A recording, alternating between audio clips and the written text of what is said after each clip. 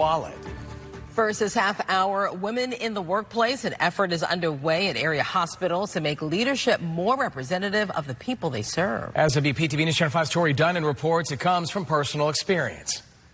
Agonet Parks. Definitely see the change shift happening here immediately. And Maria Morales Menendez. In society, I think we're moving towards more acceptability of women in the workforce, women in leadership, women of color. Are both young women newly promoted to healthcare leadership positions. I'm 29. 25. Agonet is the Associate Administrator of Delray Medical Center. I've seen a huge change in acceptance and not just age or race or sex, but more so about your skill set and what you're able to offer. Maria is the Chief Operating Officer at the hospital. While I was in my MBA program, I had expectations of what it would be like to be a woman of color, a woman walking into business and healthcare in general as a leader. The Palm Beach Health Network CEO, Maggie Gill, calls these efforts intentional. I've seen that leadership doesn't always represent the community that it serves in terms of what it looks like. A McKinsey study on women in the workplace shows overall in 2021,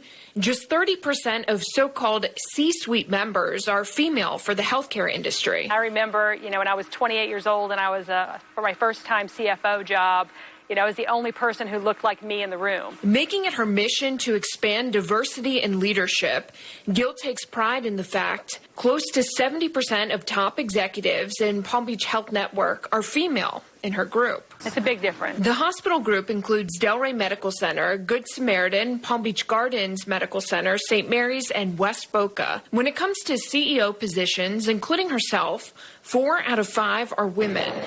What did it look like here like 5-10 years ago? It looked a lot different. Yeah, I would say the numbers were probably closer to what the national average was. So this is something you're really passionate about? It is. I'm very passionate about it. Again, I think some of that comes from personal experience, experiencing bias in my own career. She calls it reaching in. To find those people who have potential, who may not, again, look like your typical executive, and helping them develop at an individual level. Why do you think it's important in a hospital setting to have female leadership? I thought, wow, we're an industry of primarily women workers in hospitals, and there seems to be a gap here in terms of how we're represented in leadership. A so-called map may be in the works. I grew up without having really a blueprint. I think often with men in leadership, you have a lot of representation in the community. You know that I can aspire to be like X, Y, or Z.